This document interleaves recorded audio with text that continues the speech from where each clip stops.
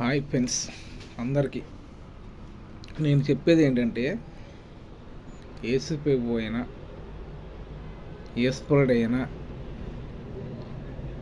Muslims అల్లా దేవుడైనా ఎవరైనా దేవుడు అన్నది ఒక్కడే.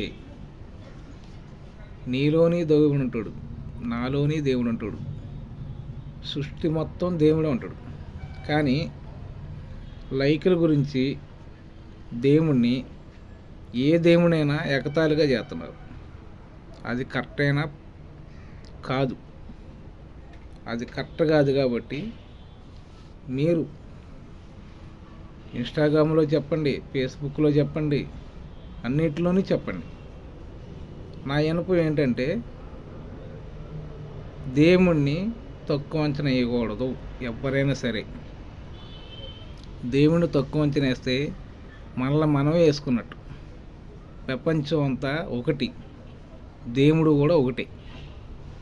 ఏ దేవుణ్ణి కిందపరచొద్దు. మీరు ఇన్స్టాగ్రామ్లో రకరకాలుగా చేసుకోండి, ఫేస్బుక్లో చేసుకోండి, తప్పులేదు. ఎవరి ఓపిక కాలది.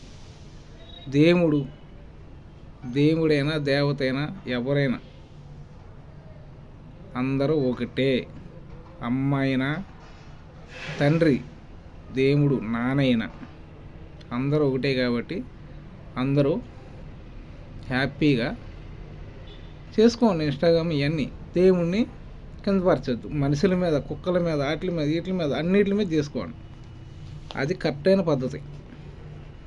దేవుని కిందపరచొద్దు. అది నా విన్నపం.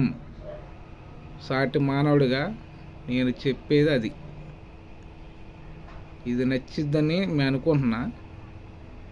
మార్పు ఉండాలి. 2025 సంవత్సరం మార్పు రావాలి. నూతన సంక్రాంతి శుభాకాంక్షలు అడ్వాన్స్. Okay, bye. లైక్ తీసుకుంటా. మీరందరూ ఆలోచించండి ఒకసారి. Okay, bye.